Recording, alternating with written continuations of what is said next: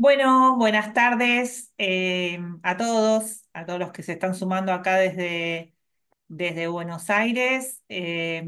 Para algunos quizás también puede ser eh, algún otro horario, así que en ese caso, buenos días también para ustedes. Gracias por sumarse a esta actividad en la que hoy vamos a tener la posibilidad de dialogar con tres importantes referentes en el tema, en materia de cooperación fiscal internacional a la luz del impuesto mínimo global, pilar 2 de la OCDE, incentivos para América Latina. Así que bueno, antes de empezar de lleno con la actividad, le voy a dar la palabra al director de la maestría y del centro, Horacio Corti. Te paso la palabra.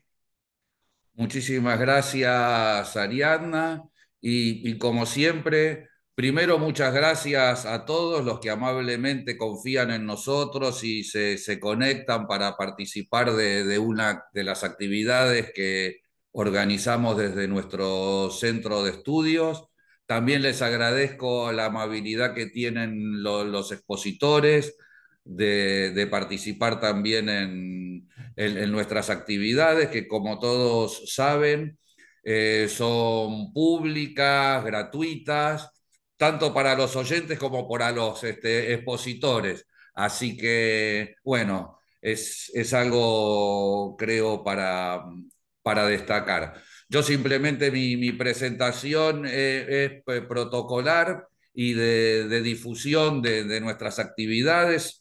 Nosotros tenemos muchas comisiones en nuestro centro y por lo menos hacemos una actividad semanal bajo este formato o híbrido, o algunos son también presenciales. Me gustaría decirles que en nuestro sitio del centro pueden ver online y también de forma libre y gratuita nuestra revista institucional de nuestro centro, la revista Debates, cuyo último número está dedicado al derecho constitucional, financiero y tributario, y el número anterior, que es un número doble porque tiene en dos volúmenes, está dedicado al derecho internacional de los derechos humanos y el derecho financiero y tributario, que es todo un comentario de los principios de derechos humanos en la política fiscal, que como seguramente muchos saben, un grupo de colegas en la región redactamos para colaborar en la aplicación, ¿no? de los estándares del derecho internacional en el sistema interamericano. Bien, dicho esto, acá, como vamos viendo ahí en el chat, hay colegas de toda la región, de Latinoamérica, que es algo muy importante para nosotros y tratar de ser uno de las fuentes más modesta, universitaria, de incentivación de este diálogo que creo que nuestra región tiene que hacer para, en el ámbito de la sociedad internacional y de la cooperación internacional, poder por lo menos elaborar, creo yo, una posición unificada que tenga en cuenta nuestros intereses nacionales y regionales, que uno puede suponer que coinciden y que solamente creo que nuestra voz en el ámbito internacional va a tener peso en la medida que haya una suficiente cantidad de estados de nuestra región que puedan sostenerlo. Quizá el ejemplo más notorio de esa situación es lo que hemos visto, lo que estamos viendo, ¿no? Y protagonizando, hay que ver hacia dónde va, del proceso que se está llevando en las Naciones Unidas, ¿no? En pos de algún nuevo modelo de convenio internacional en la materia tributaria y que se originó justamente en el consenso que generaron todos los estados africanos de tener una visión unificada ante las Naciones Unidas y solicitar el inicio de este proceso que generó un consenso en las Naciones Unidas. Y en un momento realmente muy difícil, ¿no? Porque es interesante, ¿no? Nosotros seguimos utilizando el término global, impuesto mínimo global, etcétera, pero el mundo es global a su manera, ¿no? Y siempre lo fue global a su manera. ¿Qué quiero decir con esto? Vivimos en un mundo global, pero con guerras aquí y allá que se llevan vidas humanas de manera cotidiana, pero también conflictos comerciales, industriales, de relaciones, de influencias entre varios poderes mundiales. Entonces, la existencia de algo global cada vez parece ser algo más tenue, ¿no? Y en ese mundo global tal vez, al menos yo no sé mucho sobre el tema, ¿no? Pero creo que la cuestión del impuesto mínimo global es una respuesta, no sé si buena o mala, los especialistas son los que van a hablar, pero creo que a un desafío que tienen estados como el nuestro, ¿no? Que son estados de un tamaño medio, al menos por ahora, y es cómo los estados dejan de competir entre sí para que aquellos que compitan sean justamente los que tienen que competir, que son los actores económicos en un mercado. Entonces, son los actores económicos en el mercado los que tienen que competir entre ellos para invertir y ofrecer sus actividades, y no los estados entre sí para atraer inversiones, y menos aún que esa competencia involucre un aspecto esencial a la soberanía de los estados. No todos sabemos nuestra definición de tributo, ¿no? Que tiene que ver con el poder de imperio, etcétera, algo, al menos en la Argentina, forma parte del sentido común, de la jurisprudencia de la Corte, etcétera. Es decir, que los estados tengan que competir poniendo en juego un rasgo central de la soberanía, evidentemente es algo que muestra mucha debilidad de los estados ya de antemano. Y dado, como mencioné antes, ¿no? Los riesgos, los peligros, las situaciones trágicas que vive el mundo contemporáneo, requiere estados que protejan a sus poblaciones, porque si no son los estados los que van a proteger, ¿quién va a proteger a una población que está en un territorio? Y eso exige estados que tengan una capacidad soberana lo suficientemente fuerte como para poder desarrollar sus políticas y poder coordinarlas. Y entonces, no sé si la solución es este impuesto mínimo global común.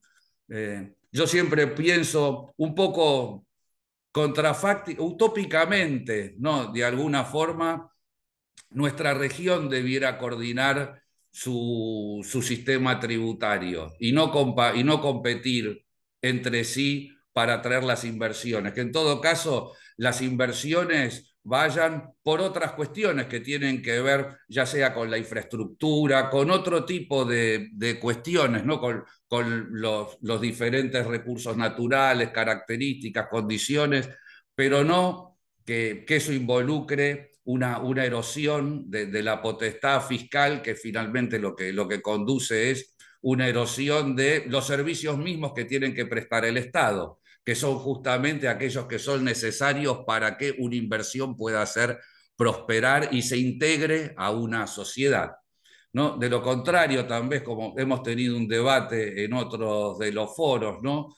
Emergen regímenes que deben ser habituales en toda la región, como el RIGI, ¿no? Que lo que parecen crear no es tanto incentivar inversiones que se integren a un entramado productivo y social y que compartan con la sociedad que los acoge generosamente las vicisitudes bienas y malas que vivimos todos los argentinos, sino una especie de enclave, ¿no? De microclima jurídico con reglas propias, y cualquier cosa que le pase al resto de los argentinos, a estos inversores tienen una especie de inmunidad jurídica que no parece ser, al menos en mi modesta opinión, algo que favorezca al conjunto de la población que está en un territorio y que finalmente son sus necesidades, sus derechos, sus libertades las que hay que proteger. Bueno, perdonen si me excedí. Ariadna, te devuelvo el micrófono y otra vez muchas gracias a los expositores y a nuestro público, que como siempre, ¿no? Una de nuestras ideas es la pluralidad de voces, la pluralidad de opiniones, que es algo en esta época, ¿no? De tantas divisiones y donde incluso ya formas de hablar, de educación, de la cortesía que uno consideraba que formaba parte de los requisitos mínimos de la sociabilidad en un mundo civilizado, hoy parecen ser cuestiones casi del pasado. Así que esa también me gusta señalarlo, es uno de los espíritus de nuestras actividades, ¿no? Tratar de que tanto en el público como en nuestros expositores haya la mayor pluralidad y diversidad de opiniones, razonamientos, argumentos, posiciones, etcétera. Así que, Ariadna, te Muchas paso la gracias, palabra. bárbaro. Muchas gracias. Muchísimas gracias, Horacio. Gracias por tus palabras. Aprovecho también a darles la bienvenida a los que se han sumado en estos minutos. Como decíamos, de muchos países, así que estamos muy contentos con eso. Y bueno, pedirles que por favor silencien los micrófonos, así podemos escucharnos bien. Y que si tienen alguna consulta o algo, alguna pregunta, por ahí la pueden ir haciendo por el chat. La verdad es que tenemos una agenda pretenciosa, así que no sé si vamos a llegar mucho para las preguntas, pero bueno, siempre después buscamos la manera en todo caso de responderlas. Bueno, personalmente agradecer por supuesto la invitación tanto a Horacio como a Mariano Lucchesi. Siempre me es muy grato formar parte de estos eventos, así que muchas gracias. Y simplemente a modo de introducción y para entrar un poquito en tema y ya darle la palabra a los expositores. Bueno, tener en cuenta para aquellos que no están tan familiarizados con el tema, de qué es lo que de lo que vamos a hablar hoy, ¿no? Justamente, un poco, bueno, Horacio hacía algunas referencias y básicamente dentro de las preocupaciones, ¿no? Que demostraron muchos países en el ámbito básicamente de la OCDE y el grupo G20, ya se les diría más de 10 años o prácticamente 10 años, sobre diferentes temas, ¿no? Que justamente tenían que ver con traslado, ¿no? De beneficios y posibilidades de que las bases imponibles sufran lo que se ha dado en llamar su erosión, ¿no? Su reducción a partir de la búsqueda de tributación en jurisdicciones de menor imposición, o como sea, como baja o nula tributación. Toda esa preocupación hizo trabajar en lo que ustedes saben que fueron en el ámbito de la OCDE el plan de acción BEPS, que dio como resultado 15 acciones, ¿no? Algunas que tenían que ver con modificar legislación doméstica, legislación de cada país, propuestas para modificarla, y otras para modificar instrumentos internacionales como los convenios para evitar la doble imposición o de generar algún tipo de consenso internacional en acuerdos multilaterales para abordarlos, ¿no? Y uno de los temas más difíciles fue justamente lo que tenía que ver con la digitalización, ¿no? Porque, bueno, las soluciones no fueron fáciles o de encontrar y finalmente, digamos, hace 4 años, ¿no? Sobre el 2021, se llegó de alguna manera dentro de ese marco inclusivo sobre BEPS en el marco OCDE y G20 digamos, algún acuerdo entre en ese momento casi 140 países para hacer una reforma, llevar adelante alguna reforma internacional, fiscal internacional, para darle solución a este tema, ¿no? Y así surgieron los dos pilares, los que conocemos como Pilar 1 y Pilar 2, focalizados básicamente en las empresas multinacionales y buscar, bueno, de alguna manera compensar de cierta manera ciertas situaciones entre jurisdicciones, ¿no?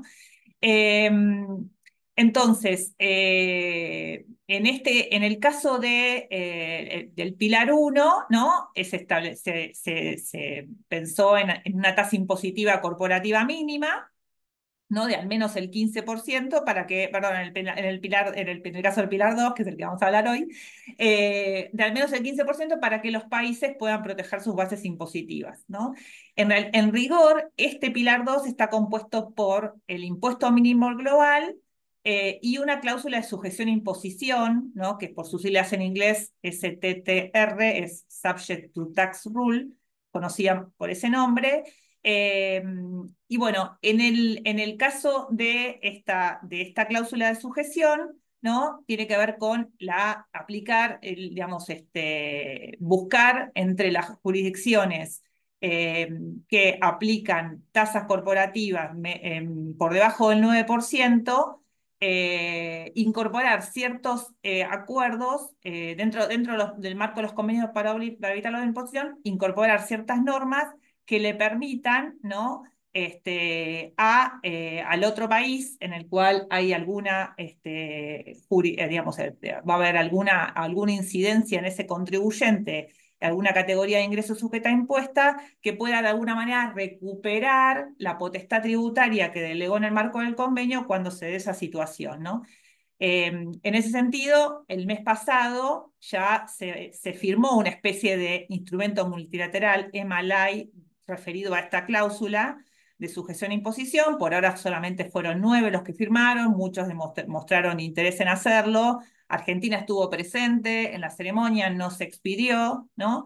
Pero bueno, eso permitiría a unos 70 países en vías en desarrollo que son miembros del marco inclusivo, pedir esta inclusión de esta norma, ¿no? Ese es un aspecto del Pilar 2. El otro aspecto es el impuesto mínimo global, que está basado en modelos de reglas globales contra justamente la erosión de bases imponibles, las que se denominan reglas GLOBE, ¿no?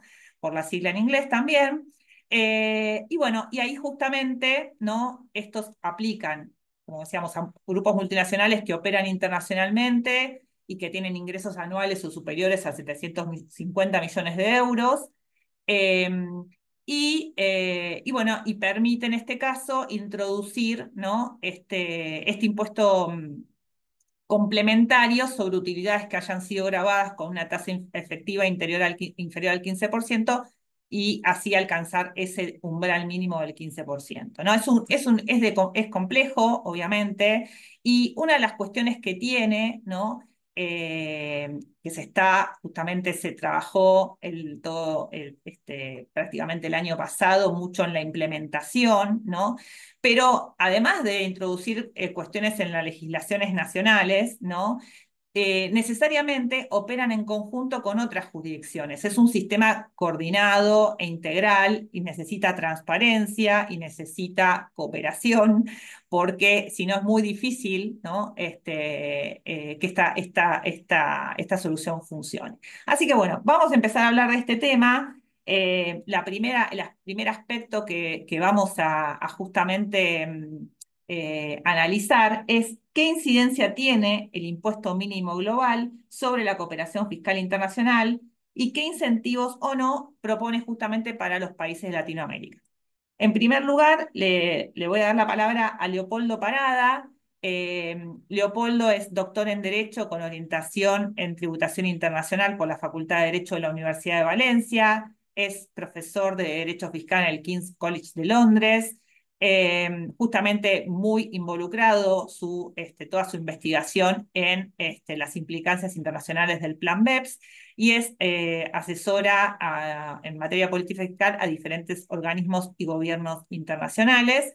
Así que, bueno, desde Chile, oriundo de Chile, le damos la palabra a Leopoldo.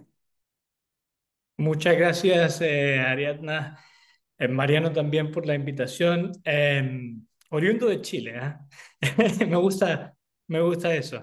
Eh, bueno, a ver, ¿cómo enfocar esta pregunta? La verdad es que cuando uno mira el Pilar 2,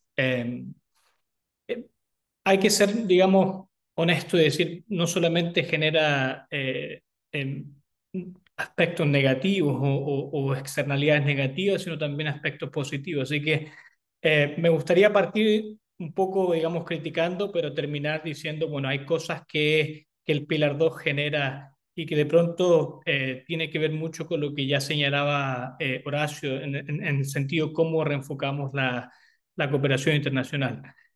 A ver, el primer aspecto para mí es clave. Hoy día la competencia internacional o la competencia fiscal funciona sobre la base de qué quieren los países en materia individual. No existe una institución fiscal internacional que vaya a recolectar impuestos. Por lo tanto, los países tienen que competir por el capital que se mueve de un lugar a otro de manera muy fácil. Por tanto, el Pilar 2 limita hasta cierta medida o elimina o busca eliminar la competencia fiscal en materia societaria. Ahora, ¿por qué busca eliminar la competencia fiscal en materia societaria? Eso es una pregunta que yo hasta el día de hoy no encuentro respuesta, porque digo, si uno mira lo que pasaba o desde el año 1998, cuando salió el reporte de la OCDE en materia de competencia fiscal, y luego vamos a la acción 5 de BEPS, siempre había una distinción entre lo que era la competencia fiscal nociva y no nociva. Hoy día la competencia fiscal en materia societaria parece ser totalmente nociva, lo cual obviamente genera una presión a los países en vías de desarrollo y ciertamente a los países de la región, porque el mensaje es claro. Hoy día usted no puede competir utilizando su sistema fiscal societario, no puede utilizar eh, em, em, incentivos fiscales en materia societaria, por lo tanto tiene que buscar una alternativa. O sea, existe una presión a los países en vías de desarrollo, y esto se va a aplicar también a los países de la región en Latinoamérica, de decir, si yo no compito, si yo no puedo atraer inversión extranjera utilizando mi sistema tributario a nivel societario, voy a buscar otras alternativas. Y ahí sí que puedo generar un problema. Porque puedo tener países que básicamente van a empezar a otorgar ciertas exenciones en materia de IVA o exenciones en materia de impuestos personales, y ahí es precisamente donde viene realmente la recaudación fiscal. La recaudación fiscal que genera el impuesto societario en la mayoría de los países en desarrollo a nivel mundial es mínimo. Si uno lo mira en relación al porcentaje de GDP, normalmente no pasa del 5 o del 6%. En la mayoría de los países no va sobre el 20% en el total de recaudación que se genera. Entonces, generar la pregunta de, ¿pueden todos los países de Latinoamérica hacer ese cambio de la competencia fiscal en materia societaria a la competencia en otros ámbitos? Dejo la pregunta abierta, porque yo creo que no todos los países van a poder hacerlo. Incluso si uno piensa en la competencia fuera, digamos, del ámbito fiscal, uno puede decir, bueno, los países pueden buscar otras formas de competir, no necesariamente utilizando el sistema tributario. Y la pregunta es, nuevamente, ¿tienen todos los países las mismas ventajas competitivas en la región? Mi respuesta hoy día sería, obviamente no. Algunos países tienen acceso al mar, otros no lo tienen. Algunos países tienen mejor sistema de telecomunicaciones o infraestructura. Los inversionistas al final miran el paquete completo. Existe también otro tema que yo creo que es bastante importante señalar, lo que es el Pilar 2 genera un incentivo que es bastante perverso, que es invitar a los países a pensar que el Pilar 2 es una herramienta que genera mayor recaudación. Y eso es incorrecto. El Pilar 2 nace exclusivamente como una herramienta para limitar la competencia fiscal a nivel global. Ahora, uno puede estar de acuerdo o no, pero cuando uno mira cómo esto se vendió de cierta manera a los países en desarrollo, prácticamente con la introducción del QDMTT, se invita a los países en desarrollo a decir, mire, si usted no se une al proyecto, va a dejar, digamos, el dinero allí sobre la mesa y alguien más lo va a tomar. Porque, como bien señalaba Ariadna, las normas funcionan sobre la base de una coordinación internacional. ¿Ah? Si estoy grabando bajo del 15% efectivo, otro país va a grabar y va, en el fondo, llevarse ese dinero extra que se puede generar. Ahora, eso va a pasar en algunos casos, pero en otros casos, obviamente que hay factores que van a hacer que ese mayor ingreso sea relativo y en cierta medida, en muchos casos, sea cero. Primero, el tema de elasticidades de inversión. No todos los inversionistas actúan de la misma manera. Yo no he escuchado en ninguno de los países en los cuales asesoraba en materia de implementación del Pilar 2, donde se tenga claro absolutamente eh, qué es, cómo funcionan las diferentes áreas de la economía y las elasticidades de los diferentes inversores. Entonces, cuando la OCDE le dice a todos los países, mire, es que lo que pasa es que hoy día, si todos los países graban al 15%, sus inversores se van a quedar allí porque no importa dónde vayan, los van a grabar al 15%. La pregunta es, no, lo que van a hacer esos inversores es mirar a otras ventajas competitivas que existan en los países vecinos. O sea, no van a mirar al sistema tributario, van a mirar a la infraestructura, van a mirar a cuánto les cuesta la mano de obra, van a mirar al sistema de telecomunicaciones. Entonces, no es tan fácil convencer a los países y decirles de manera, yo creo, perversa, mire, usted implementa esto y va a generar per se mayor ingreso. La tercera, digamos, externalidad negativa que yo veo de este proyecto es que básicamente transforma la cooperación internacional en una especie de coerción internacional. Porque una de las características del Pilar 2 es que no necesita de todos los países para que funcione. Si Argentina, Chile, Colombia dicen, bueno, a mí en realidad no me importa el Pilar 2, a la OCDE le da lo mismo, porque lo importante es que todos los países en Europa hoy día tienen una directiva y con eso es suficiente para que el Pilar 2 funcione, porque basta que esas multinacionales que operen en Latinoamérica tengan que calcular, digamos, el top-up tax o en Europa o en Estados Unidos o en otra parte, que da exactamente igual si el resto de los países lo implementan o no. Entonces existe una idea de la cooperación internacional en base a la coerción. Entonces, la mayoría de los países, la disyuntiva que tienen hoy es, bueno, si no hago nada, básicamente estoy perdiendo igual, porque parece ser más fácil tener un QDMTT que decir, mira, yo no hago nada porque en realidad no quiero dañar mi sistema tributario, hacerlo más complejo. Parece ser que esa posición no tiene cabida hoy día y eso refuerza obviamente una idea que yo creo que por muchísimos años se ha establecido que es un paternalismo internacional, especialmente sobre los países en vía de desarrollo. La OCDE no solamente hoy día va y le dice a los países en vía de desarrollo, mire, esta es la tasa mínima que usted tiene que grabar a sus inversores en el país, sino que incluso va más allá y le dice, si usted quiere utilizar el dinero extra que recibe, por ejemplo, con el QDMTT, hay una limitación, porque usted no puede devolver eso a las mismas entidades que está grabando con el QDMTT, que es lo que se conoce como Prohibition of Collateral Benefits. Entonces, si eso no es paternalismo, no encuentro otro mejor ejemplo. Ahora, no todo es negativo. Una cosa positiva del Pilar 2 es que yo creo puede llevar a la mayoría de los países de la región a cooperar más fuera del marco inclusivo. Y esto obviamente que se está generando, Horacio, ya lo mencionaba, los errores del pasado siempre te llevan a buscar una alternativa. Y esa alternativa hoy día está surgiendo en el seno de Naciones Unidas.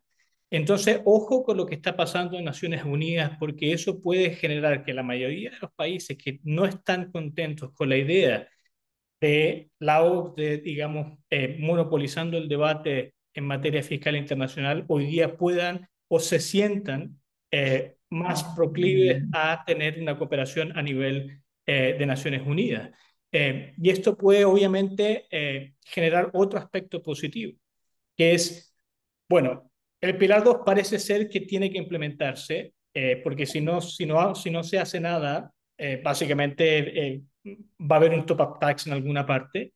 Puede generar también un aspecto positivo en la región, que es que los países tiendan a mirar mejor cuáles son sus ventajas competitivas hoy día y digan, mira, esto puede ser una oportunidad, no solamente para revisar los incentivos fiscales que funcionan en comparación con los que no funcionan, sino también para mirar en general la economía interna, es decir, dónde realmente hoy día Argentina, Uruguay, Chile, Colombia tienen las ventajas competitivas para atraer inversión, que obviamente termina siendo un aspecto positivo porque no se abusa de la competencia en materia fiscal, sino que se piensa en la competencia, digamos, fuera del ámbito fiscal exclusivamente. Eh, Eso sería desde mi punto de vista, perdón por haber tomado mucho tiempo, pero creo que era importante señalar que el Pilar 2 no es, digamos, o sea, genera una serie de elementos negativos, pero también tiene una influencia positiva en lo que pueda pasar a futuro.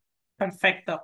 Buenísimo. Muchas gracias, Leopoldo. Bueno, ahora voy a presentar a Andrea Riccardi Sacchi, del otro lado de la orilla, diríamos, uruguaya, doctora en Derecho con orientación en Tributación Internacional por la Facultad de Derecho de la Universidad de Valencia, contadora pública, MBA y magíster en Fiscalía Internacional, asesora en la Dirección General Impositiva de Uruguay, unidad ejecutora del Ministerio de Economías y Finanzas.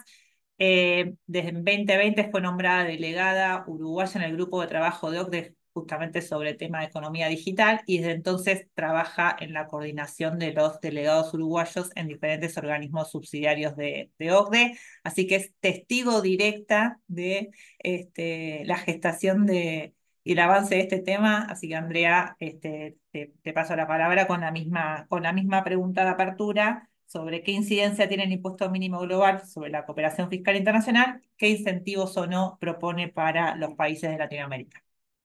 Bueno, muchas gracias, Ariadna. Primero que nada, un saludo a todas las personas que se han podido conectar por el interés. Un agradecimiento a Horacio, a Mariano, también a Ariadna por la moderación. Y bueno, es un gusto compartir el panel con colegas tan destacados.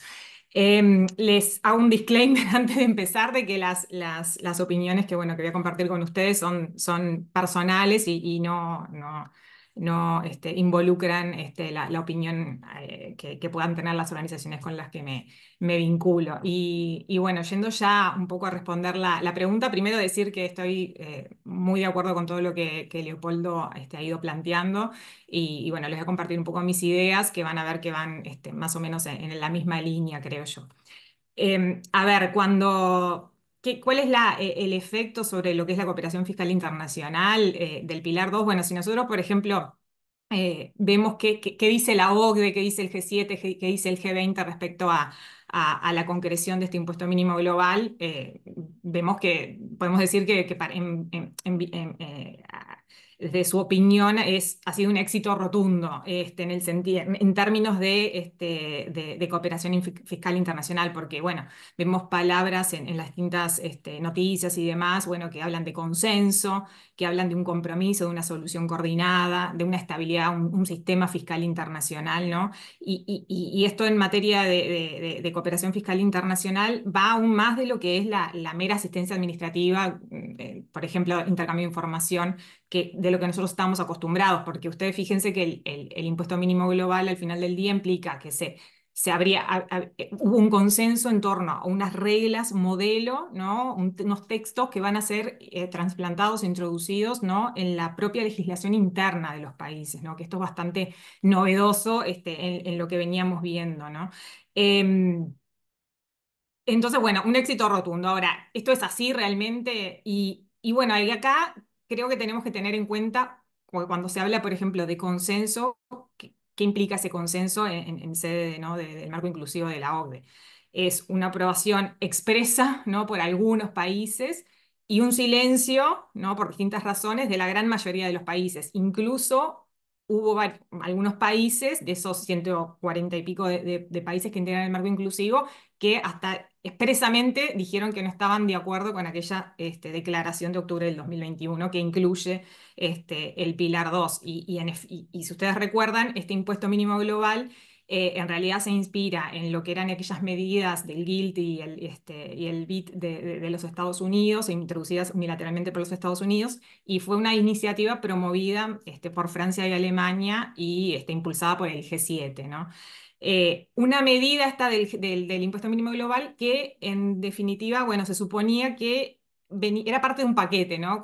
Junto con otra línea de trabajo bueno, que es esta que se siguió en el pilar uno que Ariadna ya nos mencionaba en la introducción, que justamente buscaba actualizar lo que son los puntos de conexión, ¿no? Para el ejercicio de potestad tributaria, medida que, bueno, algunos sabrán, otros no, que no llegaría a buen puerto, ¿no? En el en el contexto actual. Y que justamente esa línea de trabajo era de interés prioritario para muchísimos de los países que integran el marco inclusivo. Y una cuestión a que a nivel de OCDE se venía dilatando, mientras que a nivel de las Naciones Unidas, con el Comité de Expertos, sí se venía trabajando y desarrollando y llegando a soluciones concretas con el artículo 12A sobre servicios técnicos, el 12B sobre servicios digitales y demás, ¿no? Entonces ahí vemos que hubo distintas preferencias en ese paquete, finalmente llegando a buen puerto, digamos, el impuesto mínimo global. Mi opinión personal respecto al impuesto mínimo global, siempre desde un comienzo ha sido bastante crítica, en primer lugar porque, bueno, creo que carece desde un comienzo de una racionalidad clara, y esto en parte es producto de estas distintas preferencias ¿no? que tienen estos países y producto de las negociaciones, ¿no? de las negociaciones de varios años que se fueron dando y que también implicaron dar concesiones, y en eso, bueno, hay que reconocer también que los países, si se quiere, más desarrollados también han realizado ciertas concesiones, quizás no las suficientes a los países en desarrollo en lo que respecta a este paquete. Pero el segundo punto respecto al impuesto mínimo global también es decir que yo creo que es una medida que al final del día desvía lo que son recursos y esfuerzos de lo que es el problema que yo entiendo es base, que es justamente tratar de actualizar esos puntos de conexión, ¿no? Para captar esas manifestaciones de riqueza, no solo por una cuestión de recaudación, ¿no? Sino por un tema también de estabilidad del sistema y de seguridad jurídica, tanto para contribuyentes como para administraciones tributarias, ¿no? Ahora, esto un poco respecto a esta incidencia del impuesto mínimo global sobre la cooperación fiscal internacional. Ahora, ¿qué atractivos, si supone atractivos o no para los países de Latinoamérica? Bueno, acá, a ver, como decía bien Leopoldo, estas reglas no son de adopción obligatoria, son lo que se llama un enfoque común, pero sí es cierto que fueron diseñadas de tal forma que genera como un efecto dominó, y en definitiva busca que por parte de todas las jurisdicciones exista, incluso aquellos que no son miembros del marco inclusivo, no exista algún tipo de reacción, ¿no? Bastando que una o más de una, pero pocas jurisdicciones relevantes, ¿no? Ya basta con que esas las adopten estas reglas para empezar a generar ese efecto dominó, ¿no? Y acá el análisis, o sea, para ver un poco cuál es el impacto, bueno, sí, sí. Eh, a ver, se puede analizar desde dos puntos, de dos perspectivas, ¿no? Primero, una jurisdicción viéndose en el rol de capturar, ¿no? Rentas infragravadas en terceras jurisdicciones, ¿no? Que para lo que es nuestra región es una perspectiva quizás no tan relevante, producto de que en nuestra región no es sede de demasiadas, un número significativo de casas matrices últimas de estos grupos comprendidos, ¿no? Y además considerando que la otra regla, esto en función de la Income Inclusion Rule, ¿no? Este comentario, ahora, la UTPR, que es la otra regla, la regla subsidiaria, en realidad, vean ustedes que estamos en un escenario en que la UTPR se ha ido dilatando también su adopción, también por cuestiones quizás de legitimidad, porque bueno, se cuestiona un poco si en realidad o sea, de la UTPR en realidad subyace un nexo legítimo y demás, pero bueno, ahí ya me voy un poco más en detalle. Ahora, la otra perspectiva es como jurisdicción de baja imposición, ¿no? Y ahí juegan no solo la política de incentivos que está vigente en la jurisdicción, sino también elementos del impuesto a la renta societaria, propiamente dicho. Eh, y bueno, y empiezan a jugar esas cuestiones de si vale la pena introducir una imposición doméstica de algún tipo.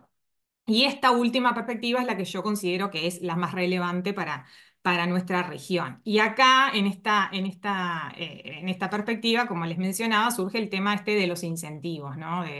¿Qué pasa con la política de incentivos? Que creo que plantea desafíos, o sea, el impuesto mínimo global, pero también oportunidades, ¿no?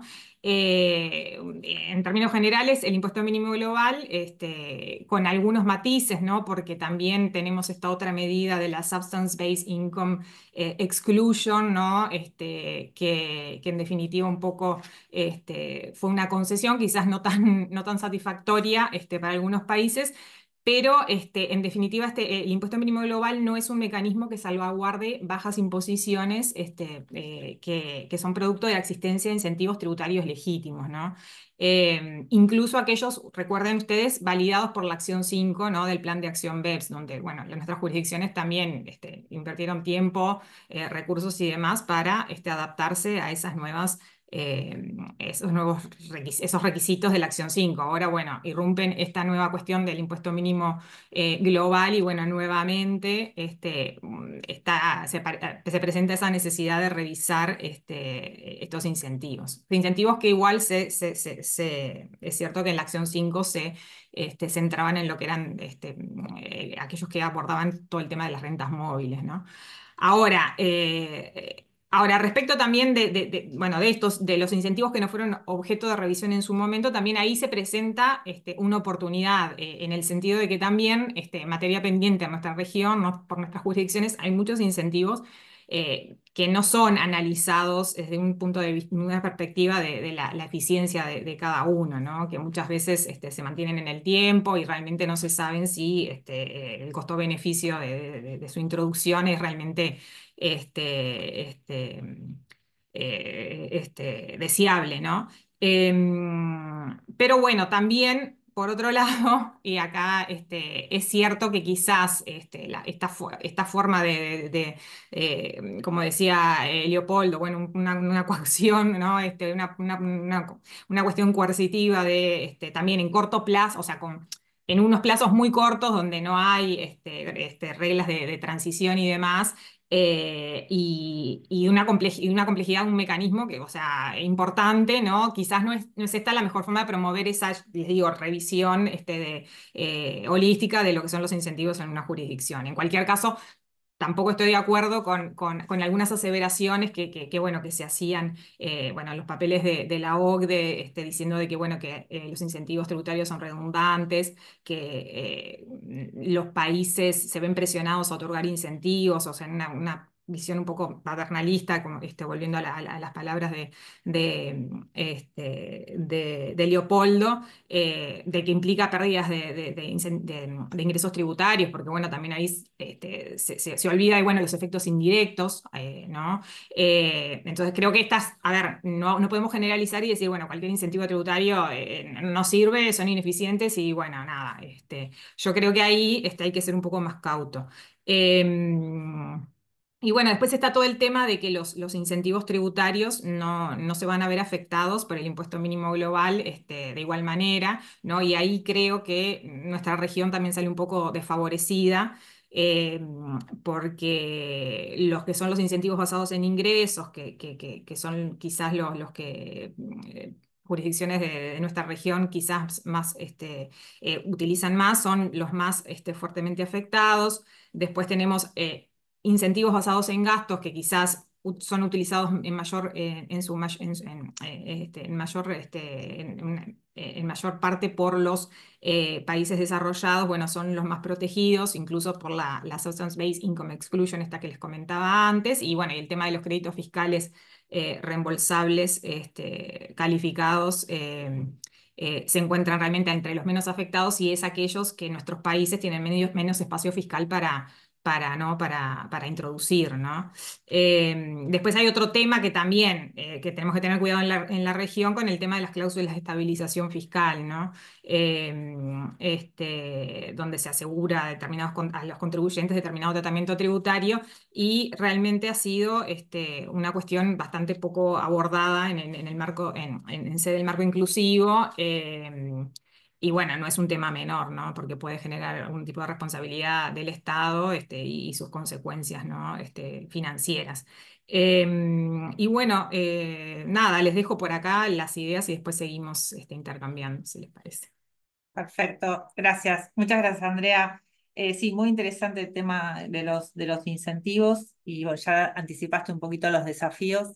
De hecho, bueno, nosotros sin tener ninguna regulación en Argentina sobre Pilar 2 se incluyó en la ley de bases un artículo, el artículo 196, que hace referencia, porque tenemos el tema de los ingresos, la transferencia de ingresos a fiscos extranjeros y cómo juega. Entonces, como que hay ahí algo ya que quedó regulado sobre algo que todavía en realidad no existe, ¿no?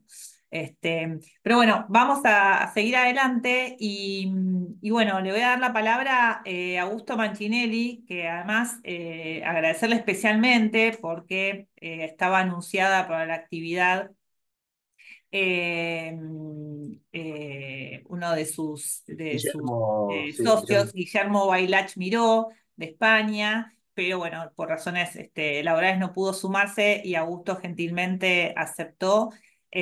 Augusto Manchinelli es socio a cargo del Departamento de Derecho Tributario de DLA Piper en Argentina, es abogado también egresado de la Facultad de Derecho de la UBA y realizó un posgrado en Derecho Tributario en la Universidad Austral, y bueno, está involucrado en estos temas a partir del asesoramiento a empresas y bueno, y su vocación por el derecho tributario. Así que, Augusto, te paso la palabra.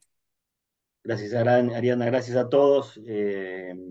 ¿Cómo hablar 5 minutos después de todo lo que dijeron Leopoldo y Andrea, ¿no? Pero me parece, una de las cosas que me parece interesante es que tanto Leopoldo como Andrea coincidieron en muchas cosas y desde ángulos distintos, ¿no? Eso me parece súper fundamental.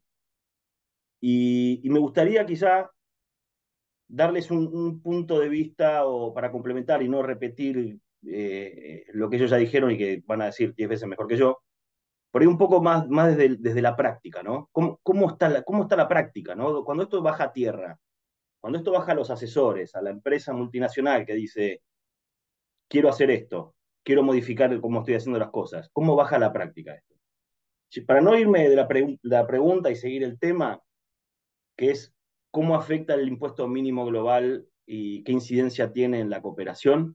Yo creo que la incidencia es mucha, y yendo unos pasos más para atrás, fijémonos lo que está pasando, ¿no? Después veamos si los resultados de esa cooperación son buenos o malos, ¿no?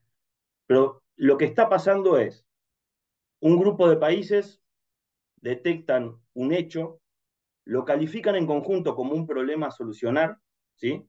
Y trabajan de manera conjunta buscando una posible solución, ¿no? Eso, sin importar si el resultado es bueno o malo, es una forma de cooperación. Es una forma de cooperación quizá distinta también a lo que veníamos viendo hasta el momento, ¿no? Tal vez impulsada también por un organismo que, eh, ya lo dijimos varias veces, ¿no? Una de las críticas que podemos llegar a hacer es que está más que nada impulsado y representa más y mejor quizá los intereses de los países más desarrollados y quizá en detrimento, no lo sabemos aún, de los países menos desarrollados. Porque muchas veces en el pasado hemos hecho este tipo de críticas para otro tipo de situaciones en las cuales hemos visto que después, a la larga, con todo lo que fue, por ejemplo, el proceso de globalización en su momento, hemos visto que la crítica que se hacía al principio era que beneficiaba a los países más desarrollados y después en la realidad hemos visto que los países desarrollados también han frenado muchos de los procesos de globalización porque han resultado más perjudicados, o mejor dicho, no tan beneficiados como los no desarrollados, ¿no? ¿Qué incentivos genera para América Latina? Desde la práctica voy a decir, voy a arrancar diciendo una cosa, y Ariadna, quizá vos coincidís, y a nosotros desde Argentina por lo menos, y desde muchos otros países de Latinoamérica, cuando hace un par de años se empieza a hablar de BEPS, cuando hace un par de años más recientes ya hablamos de los planes de acción, y llegamos a Pilar 1 y Pilar 2, las cosas nos sonaban muy lejanas, ¿no? Pero lo cierto es que hoy en día, sobre todo cuando uno trabaja en estrategias o planes de planificación fiscal internacional, hace tiempo ya que el Pilar 1 y Pilar 2 están presentes en todas las planificaciones fiscales. Tenemos gente acá seguramente hay, como Leopoldo, como Guillermo, que no pudo asistir, pero y en Estados Unidos y en países de Europa hay tributaristas que se especializan y se dedican casi exclusivamente a Pilar 1 y Pilar 2. Entonces, esto es como la discusión que escuchaba hace poco sobre inteligencia artificial, como que si era buena, si era mala, no importa, ya está acá. O sea, lo usamos o no lo usamos, nos preparamos o no nos preparamos, ¿no? Eh, volviendo un poco al tema de la cooperación, y en esto voy a tomar un poco la palabra de Horacio, lo mencionó, Leopoldo también lo mencionó muy bien, que es el tema de la competencia fiscal. Cooperación en buscar herramientas es una cosa, ahora después en implementar cómo funcionará todo después en la práctica es algo que todavía estamos en veremos, y lo cierto es que los países compiten. Vamos a pararnos sobre la premisa de que los países compiten, de que no van a dejar de competir. Y como bien dice Leopoldo, lo señaló muy bien, yo lo tenía pensado esto, si la competencia fiscal no está en los impuestos, va a ir a otros lados que aún no conocemos. Y eso genera incertidumbre. ¿Es bueno para el ambiente del negocio, de los negocios y de la toma de decisiones? Y no. ¿Por qué? Y sobre todo no es bueno para Latinoamérica, este punto en particular. Porque ante ciertas decisiones o ante un panorama de incertidumbre sobre cómo van a competir los países, las inversiones van a quedarse por un tiempo donde están, hasta ver cómo va la cosa, hasta ver cómo viene. Y lo que nosotros necesitamos desde Latinoamérica, el ejemplo de África y las zonas menos desarrolladas del mundo, es que las inversiones vengan, ¿no? La incertidumbre genera parálisis y la parálisis hace que en general las tomas de decisiones se limiten y eso de alguna manera nos va a impactar. Ahora bien, dicho esto, vuelvo un poco a lo que es la parte positiva. Me parece positivo, todas las formas de cooperación me parecen positivas, ¿no? Sobre todo esta que es novedosa. Va a ser la última. Yo no creo que esto sea algo eh, que vaya a quedar como un modelo de cooperación, sino que va a ser perfectible, sobre todo por las críticas que tenemos y esta cosa de que, también coincido con Leopoldo, que suena un poco a imposición, ¿no? El derecho, y no nos olvidemos de una cosa, esto corriéndonos 10 pasos para atrás y desde un punto de vista más filosófico, no deja de ser derecho internacional. Entonces ya de por sí va a tener todos los problemas que plantean el derecho internacional, ¿sí? Agregando los fiscales, ¿no? Agregando los típicos de esta herramienta. Y hay una vieja frase del derecho internacional que se usa mucho en diplomacia, que es los países ricos ordenan y los países pobres acatan, sin sin querer meterme en ideología, pero indefectiblemente hay una cuestión así, ¿no? Y la pregunta que tengo es, ¿esto realmente quiebra eso? ¿No? ¿Los países van a dejar de competir o van a buscar formas más sofisticadas y a veces más dañinas de competir? ¿No? El ejemplo más grande que tenemos es, por ejemplo, Estados Unidos, parte importante de esta discusión, ¿no? Hace 10 o 15 años, viene trabajando sistemáticamente y de forma muy, muy fuerte para que todo el IP vuelva a Estados Unidos. El IP que en algún momento se fue a Estados Unidos y ya está volviendo a Estados Unidos. Estamos trabajando en grandes reestructuraciones en las cuales empresas que explotan IP a través sobre todo, formas de servicios digitales, están tratando de revolver a localizar. Estados Unidos tiene unos planes de incentivos, creo que el más importante es uno que se llama FDII, en el cual una empresa que explota IP, los ingresos que provienen del exterior están grabados a un 13,125, creo que es la alícuota efectiva, a través de deducciones y de reconocimiento de gastos, ¿no? Entonces, ahí es donde yo quiero ver, a mí me gustaría ver, y esto no estoy dando ninguna respuesta, es vamos a ver cómo termina esto, porque la competencia va a ir a otros lugares y no sabemos si va a ser más dañina o mejor. La gran pregunta es, ¿vamos a estar mejor después de esto o no? Y en ese punto, también vuelvo a Leopoldo, lo estoy plagiando. eh, Leopoldo señalaba, ¿va a haber mayor recaudación? No. Tomemos una premisa como cierta. ¿Puede ser igual? ¿Puede ser un poquitito mejor? No. ¿Van a aumentar los costos de las empresas? Sí. Porque el nivel de compliance que va a requerir esto va a ser importante, ¿no? ¿Quién termina pagando todo esto? Si no hay, supongamos que hay una recaudación igual, pero los costos de las empresas aumentan, ¿a quién afecta esta medida? ¿Quién termina ganando? No lo sabemos. Me animo a decir que nosotros, que paguemos Netflix, o ese tipo de cosas, ¿no? Y para América Latina presenta básicamente, me parece, para Argentina yo creo que, Ariana, no sé si vos coincidirás, pero yo por ahora, salvo en alguna cuestión de retenciones, pero que Argentina está con un descalabro financiero tan grande y hay tanto impuesto a los pagos al exterior y que es como difícil evaluarlo, ¿no? Es difícil aislarlo. Pero supongamos el caso de Brasil, que está entrando en una reforma tributaria que va a durar hasta el 2031, en el cual van a coexistir dos sistemas tributarios distintos, donde la gente está duplicando la gente que hace, los empleados que hacen compliance. ¿Cómo va a encarar Brasil este tema? Realmente me parece que la implementación, que está, a veces está medio como dejada, bueno, acordemos y después implementamos. La implementación, creo que en este caso, poner el carro adelante del caballo me parece que es importante, porque nadie quiere acordar algo que después no pueda llevar a la práctica.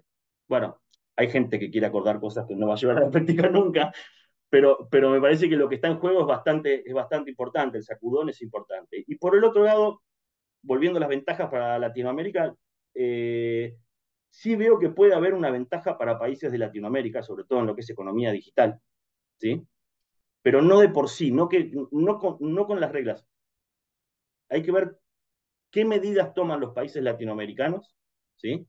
Que son creadores de unicornios y tienen muchas, muchas micro, medianas y grandes empresas que trabajan y venden economía digital al exterior.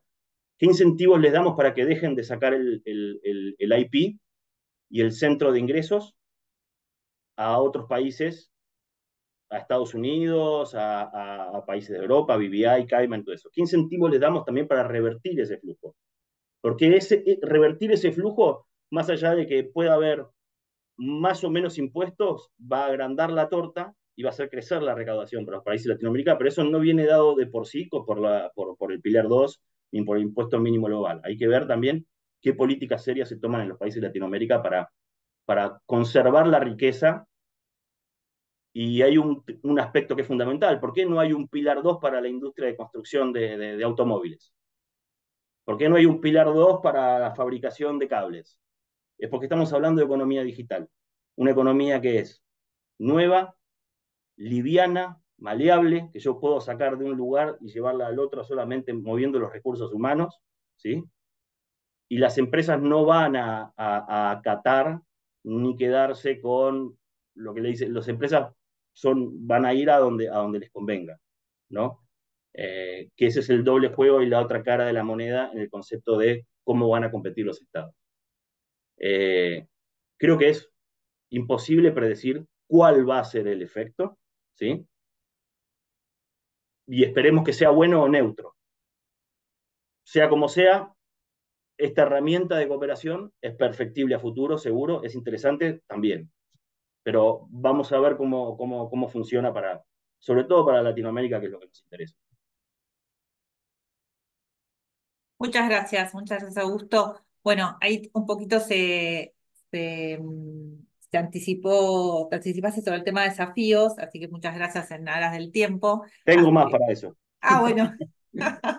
Bueno, le paso la palabra a Leopoldo. Desafíos para la implementación y cuál es el estado actual desde esta perspectiva. La verdad que su mirada, teniendo por ahí una visión un poco más amplia de varios gobiernos, será muy interesante, seguramente. A ver, yo creo que el principal desafío del Pilar 2 es básicamente entender el Pilar 2. Es algo que lo planteaba Andrea en esta especie de pseudo consenso que se generó dentro del marco inclusivo. Yo no estoy seguro cuánta gente entendía muy bien de qué iba el Pilar 2.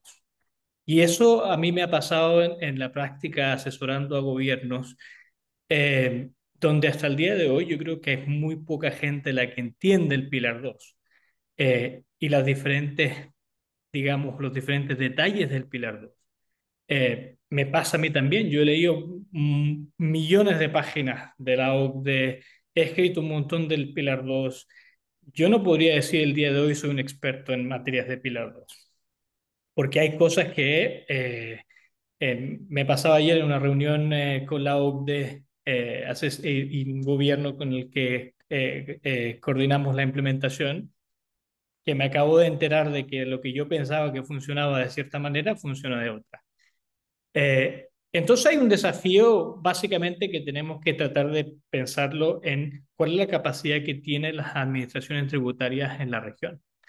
Eh, yo vivo en el Reino Unido. No es lo mismo el HMRC que la administración tributaria en X o no quiero nombrar un país en particular, pero es un tema de capacidad de training, de entender de qué van las normas.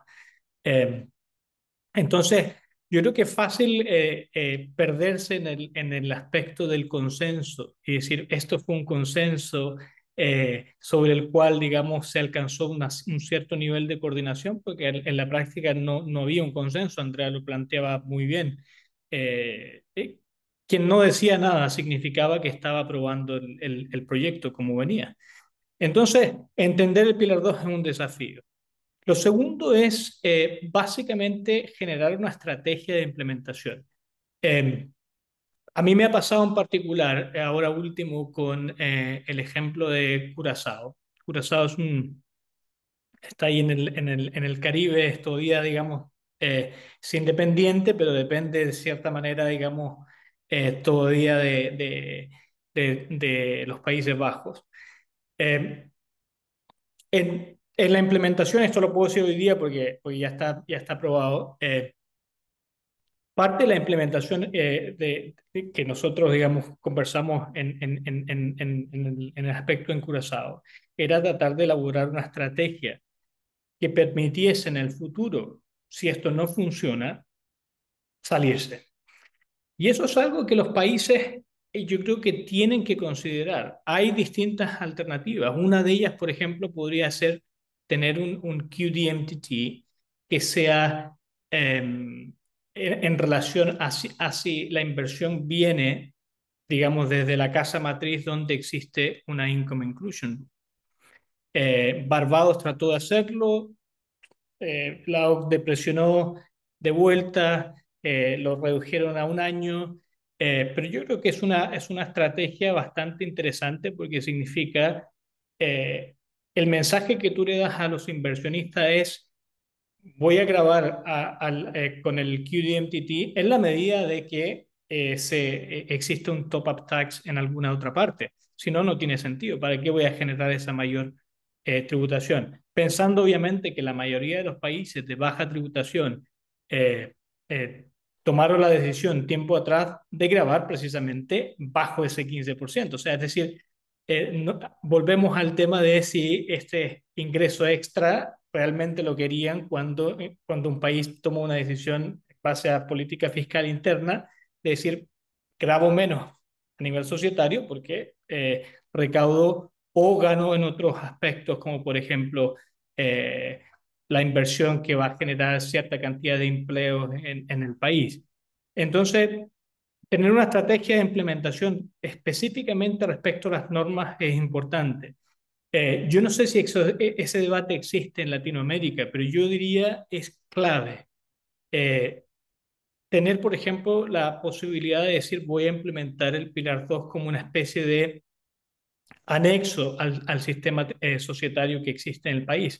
O sea, eso significa que hoy día tengo una legislación que, digamos, está de cierta manera impuesta por la OCDE, pero que el día de mañana me va a ser mucho más fácil irme fuera, en vez de modificar, qué sé yo, todo el código societario en los países de common law es mucho más fácil porque simplemente no hay un código, digamos, pero yo creo que hay diversas formas de poder en el fondo encontrar una alternativa para decir, mira, nadie te puede asegurar que en 10 años más el Pilar 2 va a existir o que este nivel de, digamos, pseudo coordinación va a ser, digamos, prioridad.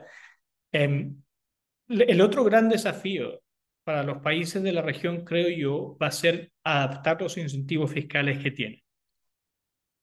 Y esto significa no solamente un aspecto negativo. ¿Eh? Andrea ya lo planteó en el sentido de decir, bueno, puede ser que hay incentivos fiscales que nunca se han monitoreado y no se sabe realmente cuánta inversión atraen, pero también va a generar un desafío a decir, voy a tener que renunciar a cierta cantidad de ingresos en términos de inversión, porque hoy día van a estar afectos al Pilar 2. Eh, Hace poco estaba en contacto con el gobierno de Nigeria.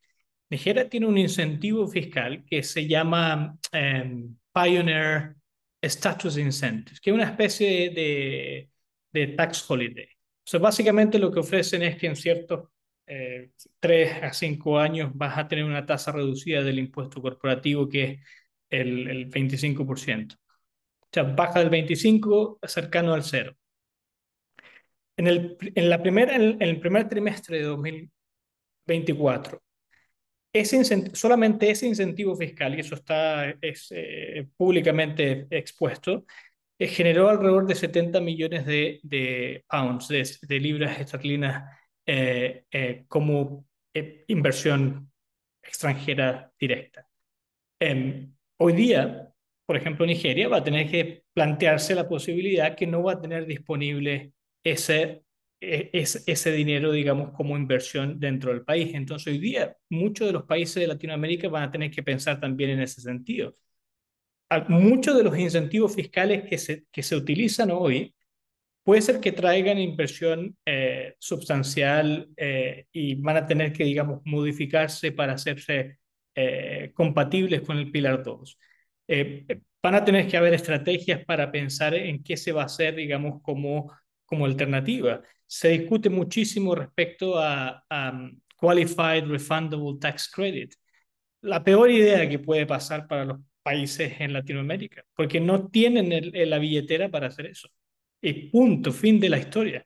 Entonces, cuando la OCDE viene y dice, bueno, usted busque y dé, digamos, Qualified Refundable Tax Credit, básicamente lo que está diciendo a los países es endeúdese lo más que pueda, porque, bueno, nosotros creemos que esa es la política correcta el día de hoy. Ojo con las estrategias en ese sentido. En términos de subsidio, hay una cosa que no se habla mucho cuando hablamos de mover la competencia fiscal a una competencia no fiscal, y es qué pasa con la corrupción. Eh, em- Desde un punto de vista académico, yo veo un incentivo fiscal como algo muchísimo más transparente que un subsidio, que normalmente puede estar o puede entregarse de manera arbitraria. Entonces es importante también tener en cuenta cómo se van a diseñar esos subsidios y de qué manera en el fondo se van a hacer lo más parecido eh, a un incentivo fiscal en términos de transparencia.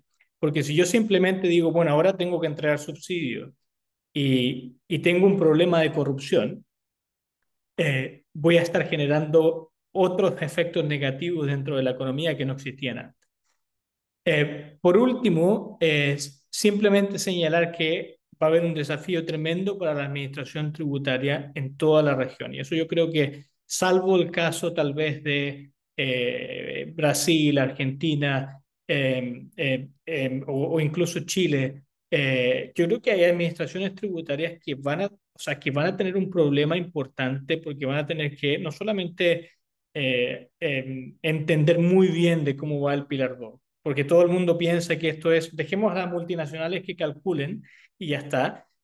Tiene que haber un inspector fiscal que va a tener que decir si efectivamente el Global Income, el Cover Tax, si la tasa efectiva se ha calculado de manera correcta. Tiene que haber una comunicación y para esa comunicación tiene que obviamente existir gente en la administración tributaria que entienda de qué va el Pilar 2. Entonces va a haber una carga extra administrativa que yo creo la mayoría de las administraciones fiscales va a tener que asumir, independiente de que muchas multinacionales, que me ha pasado que yo lo he visto, están dispuestas a ayudar en el sentido de decir, mira, yo voy a entregar, yo voy a hacer el cálculo.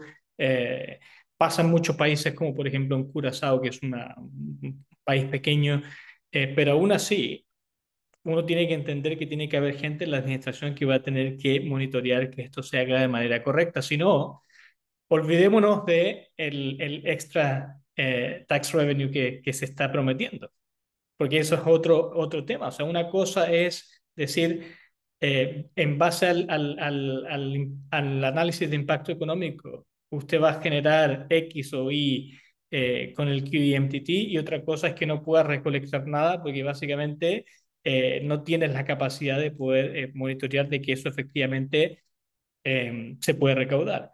Entonces, existe una serie de factores que a fin de cuentas yo creo que van a hacer o van a generar un desafío que yo creo que no es que no se pueda lograr, sino que simplemente va a haber una carga extra y esa carga extra se va a tener que asumir. Gracias, Leopoldo.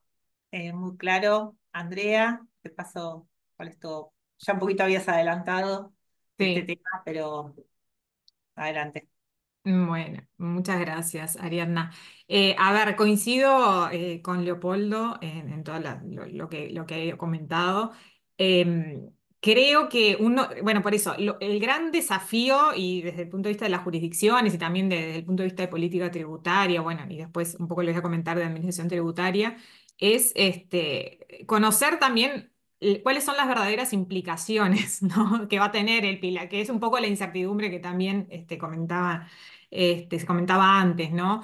Porque las implicaciones del Pilar 2 dependen de muchas especificidades, de que en cada jurisdicción tiene un sistema tributario nacional vigente diverso. También tiene factores no tributarios, que bueno, un poco lo que se comentaba antes, de atracción a la inversión distintos, ¿no? Que no es que, bueno, se elimina la competencia fiscal por abajo del 15% y bueno, y todos van a seguir compitiendo en iguales condiciones, ¿no?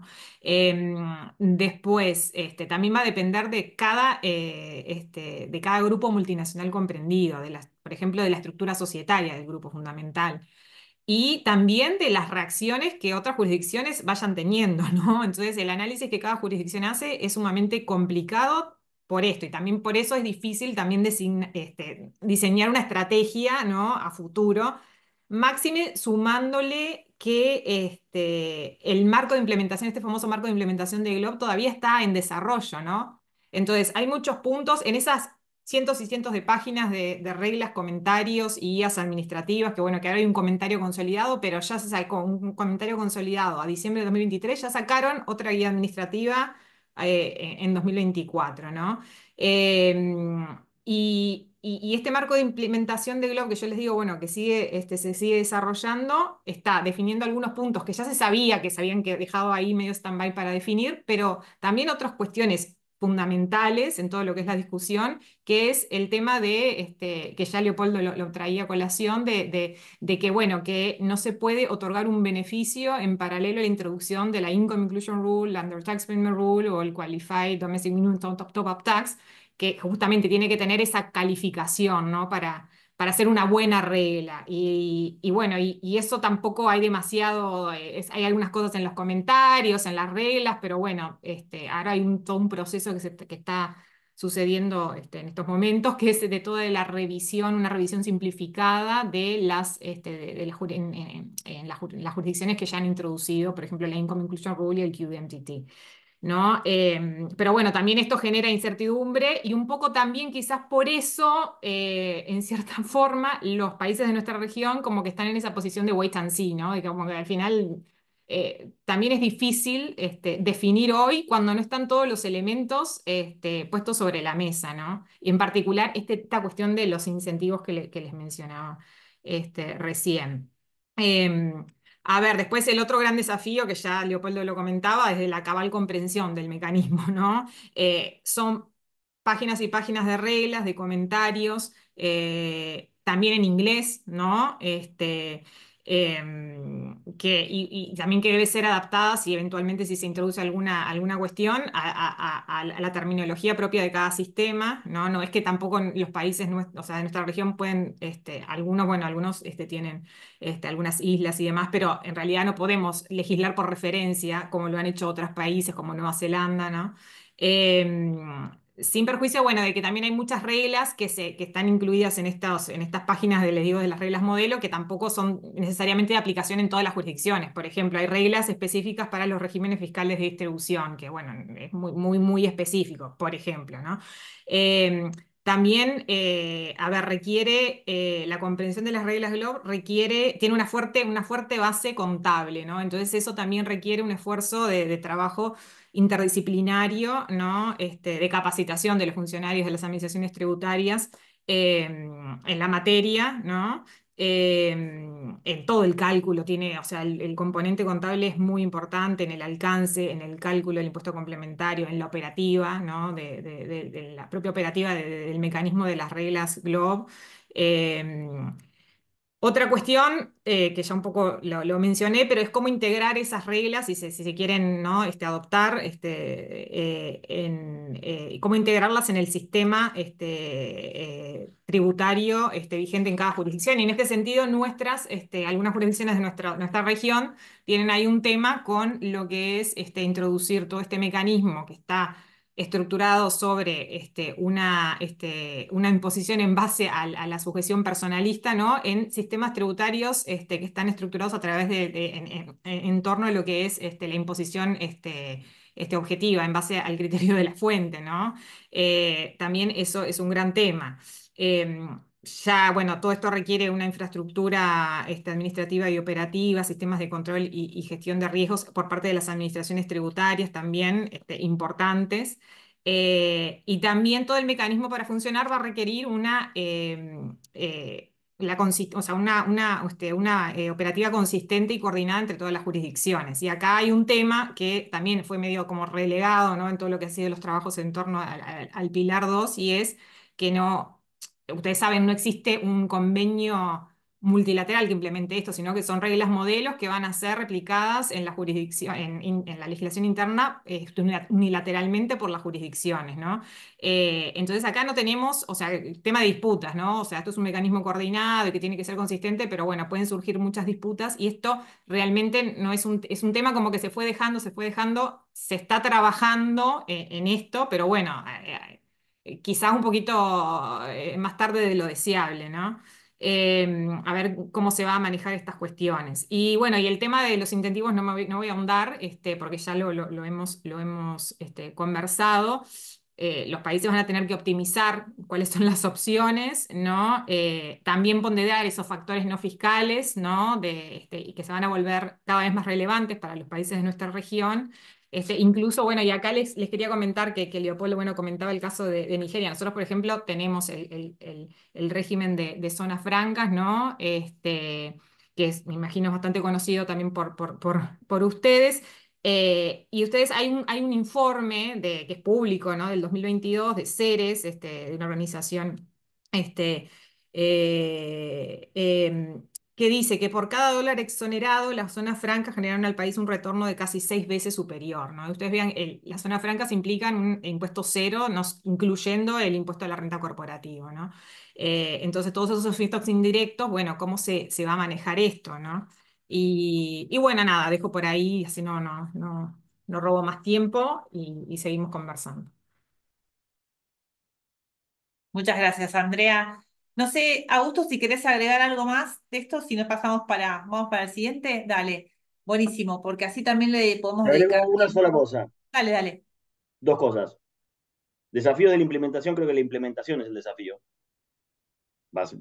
en todo sentido, y creo que desde mi punto de vista, y yo en esto no soy muy optimista, el desafío principal no es la implementación, sino después mantenerlo, ¿no? Mantenerlo, consolidarlo, depurarlo y que esto quede como algo que se mantenga en el futuro, ¿no? Y pacíficamente. Si yo tengo que identificar un desafío es, más allá de todo lo que dijo Andrea, la diferencia entre algo programático y operativo, todo esto es programático, cada país va a tomar sus propias decisiones. Creo que el gran desafío es mantenerlo, ¿no? Buenísimo, gracias. Sí, Nada. yo sin tener que opinar, pero la verdad es que me parece que un poco, no me acuerdo, no sé si fue Andrea que lo dijo, ¿no? Como todos los países latinoamericanos expectantes, un poco mirando lo que hace el otro, mirando cómo, y tratando de que no se genere una situación que en definitiva no tengas mayor recaudación y tengas mayor gasto para lidiar con todo esto. Y bueno, después, como decías también, Augusto, desde el punto de vista de las compañías, hoy, obviamente, cualquier compañía multinacional tiene, aún estando en Argentina, digamos, tiene que conocer porque sabe que estos temas se están debatiendo en los encuentros de gerentes de áreas de impuestos, tiene que saber del tema y tiene que tratar de entender cuál puede ser el impacto definitivo sobre, sobre la subsidiaria local y lo que el grupo y el rol que ocupe dentro del grupo, ¿no? Pero bueno, es interesante que podamos pasar ahora a la Convención Marco sobre Cooperación Tributaria Internacional propuesta por Naciones Unidas, ¿no? Naciones Unidas, si bien como un ámbito muy diferente en su forma de funcionamiento, ¿no? A lo que es OCDE, porque no tiene esa estructura y todo ese aparato atrás, sino que son en general, digamos, básicamente grupos de expertos y otro tipo de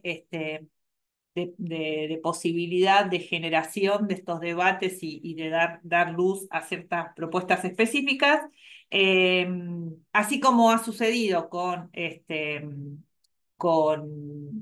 modificaciones específicas al modelo de convenios y propuestas diferentes, como puede ser la inclusión de eh, el artículo 12A y 12B en materia de regalías. En este tema ha tomado, digamos, la decisión de crear un comité ad hoc, ¿no? Que ya entiendo que hace un par de meses estableció como estos primeros pasos, ¿no? Estas guías de referencia o términos de términos basales para generar a futuro una convención en materia de cooperación tributaria internacional que podría dar luz sobre 2027, ¿no? Pero bueno, queríamos preguntarles en primer lugar a Leopoldo qué opinión les merece esta iniciativa y cuáles serían los complementos y diferencias en el ámbito de OCDE. Yo lo veo como algo absolutamente positivo por una razón muy simple. Cuando uno mira el proceso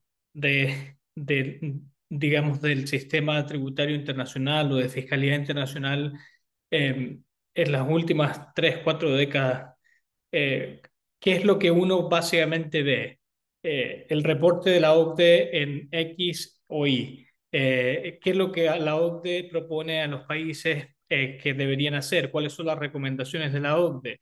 Y pasamos en el fondo en un historial donde básicamente la OCDE se ha transformado en, digamos, el principal actor del debate en materia de fiscalidad internacional. Ahora, la pregunta es, ¿quién atribuyó a la OCDE tal calidad? Porque hoy día lo que pasa con el Pilar 2 en particular, para mí es un ejemplo perfecto de decir, no solamente se trata de monopolizar el debate en materia de fiscalidad internacional, porque si uno mira los comienzos de la OCDE, básicamente lo que generaba la OCDE eran documentos que eran básicamente una especie de best practices, ¿no? O sea, si usted quiere lo implementa, si no quiere no lo implemente. Esto es lo que desde el punto de vista de la OCDE pareciese ser lo óptimo desde un punto de vista de política fiscal. Pero hoy día, Pilar 2 es básicamente el diseño de política fiscal o prácticamente el diseño de legislación que tiene que implementarse en todos los países a nivel global, sin haber pasado por un debate apropiado, sin haber pasado incluso por un debate parlamentario dentro de los países. O sea, Pilar 2 hoy día, si Argentina dice, yo tengo que implementar Pilar 2, Andrea ya lo planteó, no puedes decir, bueno, yo voy a implementar Pilar 2 de esta manera, acomodándolo a mi legislación, no. Tiene que seguir tal cual cuáles son las normas de Globe, porque si no, no va a tener la Q en el DMTT. Si no, va a tener problemas para, digamos, reconocer que, qué sé yo, los Qualified Refundable Tax Credits sean qualified. O sea, básicamente hoy día la OCDE se ha atribuido, digamos, una acción extra que es la capacidad de diseñar la política fiscal de los países. Entonces, la pregunta es, ¿dónde está el contrapeso? ¿Quién es la organización que genera el contrapeso? Entonces, que esto pase a nivel de Naciones Unidas me parece fantástico. Si no hubiese pasado a nivel de Naciones Unidas, hubiese pasado de todas maneras. Porque los países hasta cierto punto tienen un límite donde dicen, bueno, a ver, una cosa es que usted me entregue todas las semanas 400 páginas y yo tenga 2 días para leerlo y luego decidir si esto me conviene o no. Y otra muy distinta es que de esto pasemos al siguiente paso y que ya hoy día, por ejemplo, el Pilar 1 no tenga nada que ver con grabar ganancias empresariales ante la falta de presencia física, sino que simplemente se trate de grabar a las grandes multinacionales que vienen desde Estados Unidos, como Apple, Amazon o qué sé yo. Y básicamente lo que se asegura en términos de recaudación es mínimo. Eh, y eso es lo que tenemos que hacer, porque eso parece ser el consenso. Yo creo que los países tienen un límite y ese límite ha llegado y se ha reflejado en lo que fue el proceso de Naciones Unidas. Entonces, es importante porque genera un contrapeso en el debate en materia internacional de fiscalidad internacional. Abre, yo creo, la solución o abre la puerta a soluciones que reconozcan otro elemento que yo creo que se olvida en materia de fiscalidad internacional, que es la flexibilidad. La flexibilidad es casi un proxy perdón que a veces hay palabras que en español que no sé que se me olvidan, pero bueno, ustedes me entienden. Es casi un proxy digamos, un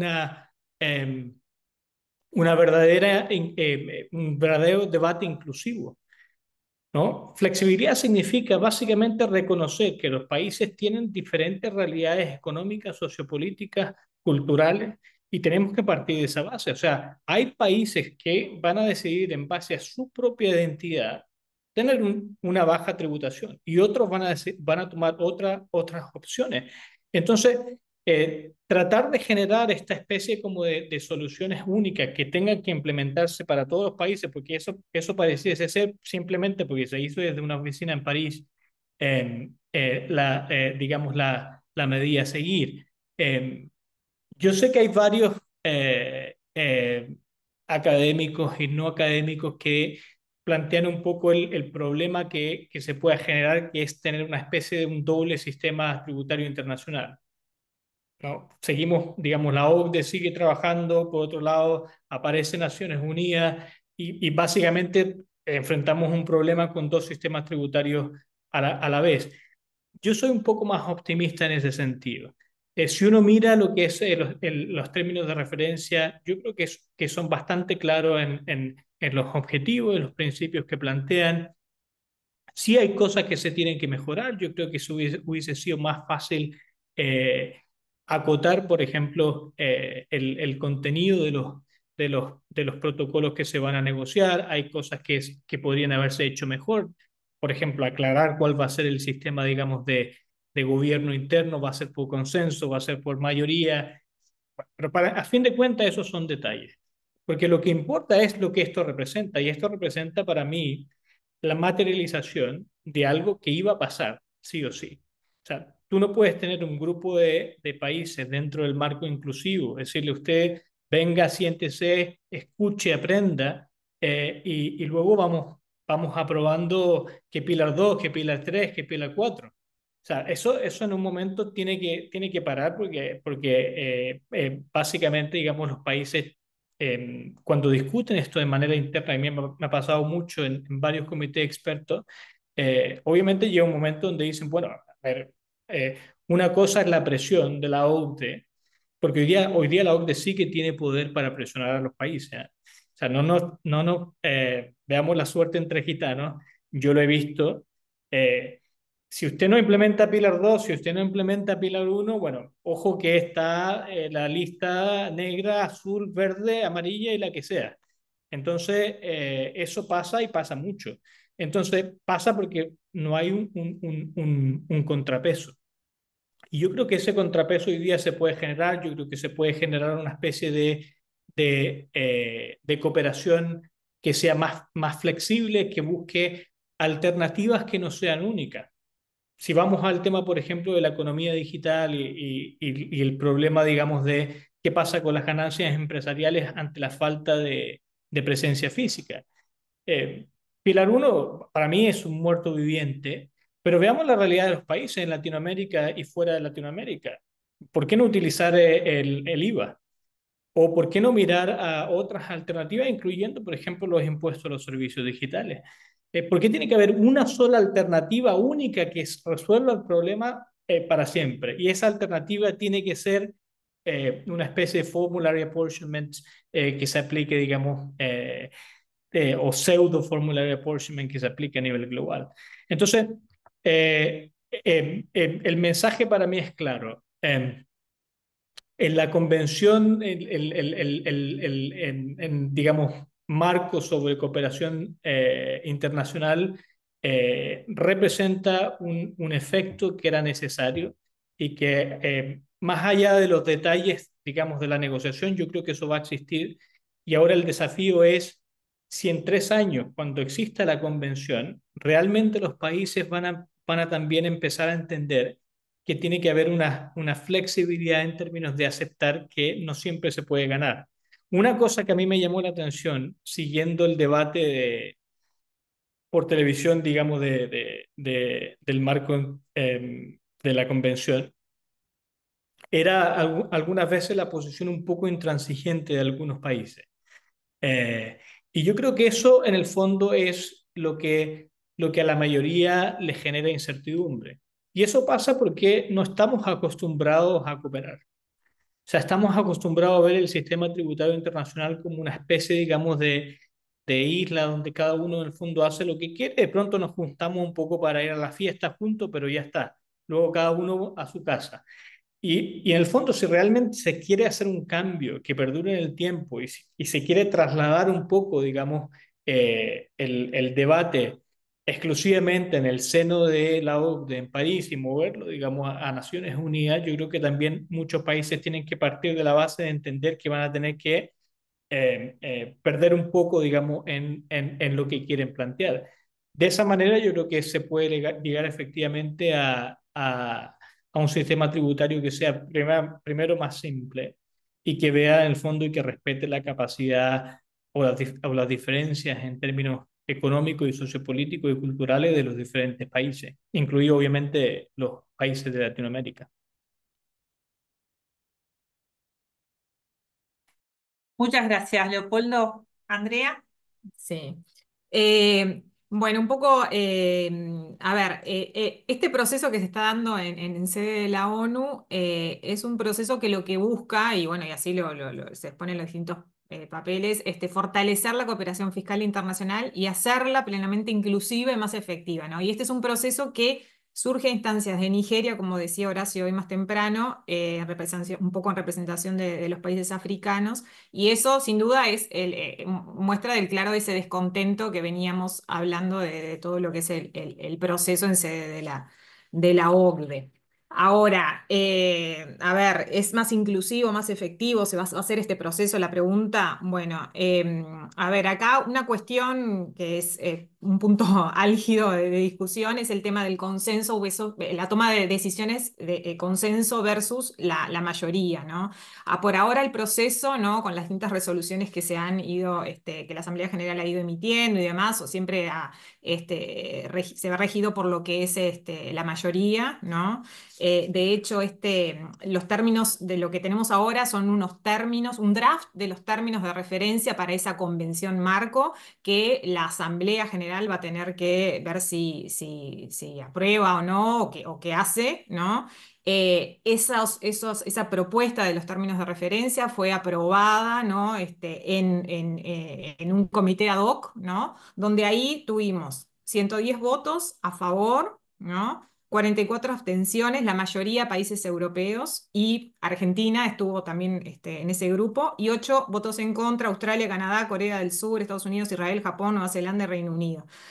Acá, o sea que bueno, se adoptó por esa mayoría. Europa, acá un punto, Europa se venía como votando en contra de las resoluciones, ¿no? Ahora, bueno, se abstuvo. Puede ser una cuestión positiva, bueno, puede ser.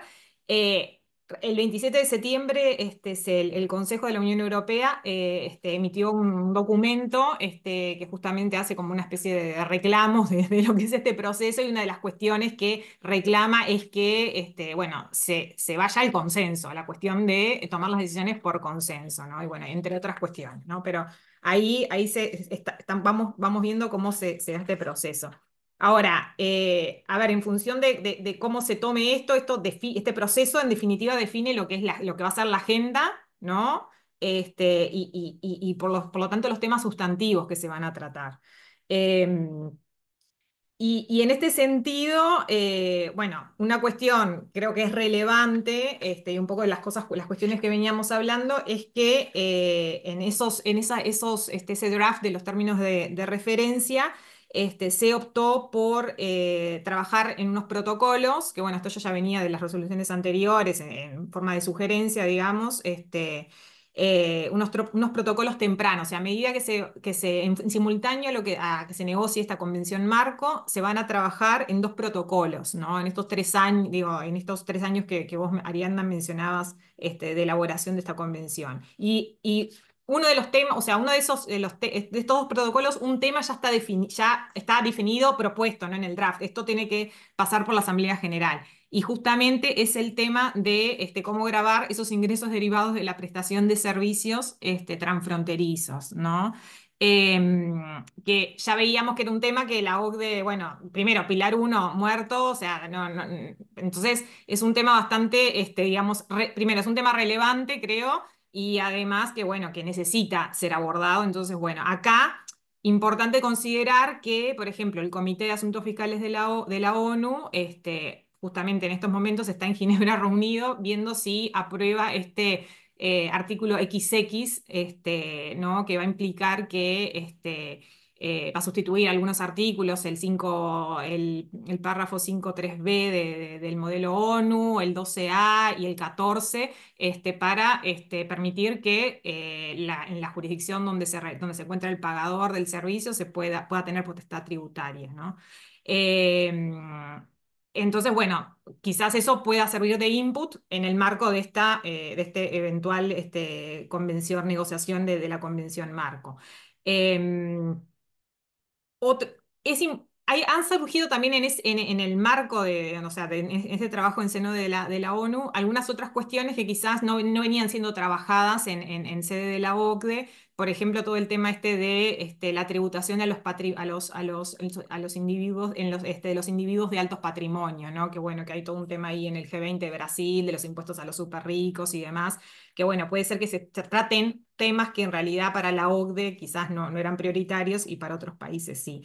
También creo que el trabajo en la ONU lo que hace es también favorecer lo que era la integración regional, ¿no? De que hablábamos hoy, creo que es un espacio, un mejor espacio para fomentar justamente que los países se acerquen. De hecho, los países de América Latina se han juntado en lo que se llama GRULAC, ¿no? El Grupo de Países de Latinoamérica. Bueno, también está la PITILAC, la plataforma de tributación para los países de América Latina y el Caribe. Entonces, bueno, importante también es decir que, y a diferencia de lo que venía sucediendo en sede de la ONU con el Comité de Expertos, ¿no? Que es un equipo técnico, ¿no? De expertos que participan a título personal, si bien, bueno, tienen digamos, son promovidos, digamos, por los gobiernos, pero en realidad participan a título personal. Entonces, con la Convención Marco y en todo lo que ha sido este proceso, bueno, es un proceso donde se da la conjunción del tema político y técnico, ¿no? Que es importante, ¿no? Porque a veces están las personas de política y las personas técnicas están como separadas y eso después genera ruidos y eficiencia al final en la toma de decisiones, ¿no? Y bueno, en cuanto al tema de creo que es un marco bastante transparente. Ya Leopoldo comentaba de que, bueno, que veía las sesiones, se ven por la TV de la ONU, digamos, se pueden ver todas esas discusiones, son súper interesantes, los animo a participar. Y no sé si me estoy olvidando de algo que les quería comentar, pero bueno, creo que podemos dejar por ahí y cualquier cosa redondeamos. Muchas gracias, Andrea. Augusto. Qué lujo, Andrea, ¿no? Eh, voy a tratar de ser breve porque estamos muy cortos de tiempo. Fundamental también lo que dijo Leopoldo, el contrapeso, es algo que es muy importante acá. Eh, y cuando veía las preguntas se me ocurría, y volviendo un poco a lo que era la cooperación, yo decía al principio que el Pilar 2 era una forma de cooperación, no sabemos los resultados, no sabemos si es buena, si es mala, y lo vamos a ver más adelante, pero que era una nueva forma de cooperación. Ahí podemos hacer un pequeño disclaimer y decir, yo te digo, coopera conmigo o te arranco las orejas, ahí la cooperación no sé dónde está, pero es una forma de cooperación. Eh, eh, Anecdóticamente me hizo acordar cuando se acuerdan en la pandemia cuando todos éramos especialistas en vacunas, ¿no? Que estaba la que era la tradicional y las de ARN mensajero, que no sabíamos si nos iba a crecer una mano en la frente o no cuando nos demos la aplicación. Yo lo veo un poco de esta manera, ¿no? Y lo veo también como la ONU tratando de retomar un poco la posición que en algún momento tuvo con temas fiscales, ¿sí? Y que perdió frente a la OCDE y no nos olvidemos que todos crecimos y estudiando y hoy se sigue estudiando los modelos de convenios de doble imposición de la ONU, ¿no? Eh, entonces, en ese sentido, creo que es muy positiva la convención y creo que es muy positivo también porque va por una vía que conocemos, una vía que mezcla lo técnico con lo diplomático, lo técnico con lo político, como recién dijo bien Andrea, que es importantísimo, ¿no? Y que hay una discusión más directa en el paso a paso entre esas dos fuentes que son, en definitiva, la técnica, que es lo que vemos desde la gente que sabe esto, y después la parte diplomática y política, que es la que en definitiva después va a tomar la decisión y va a implementar esto, ¿no? Yo creo que más lento por una vía tradicional, creo que la Convención de la ONU tiene o por lo menos marca la tendencia de que podría llegar a haber una aplicación más efectiva y más realista, más cercana a la realidad de todos los países que están participando, ¿no? Poder llegar a garantizar eso.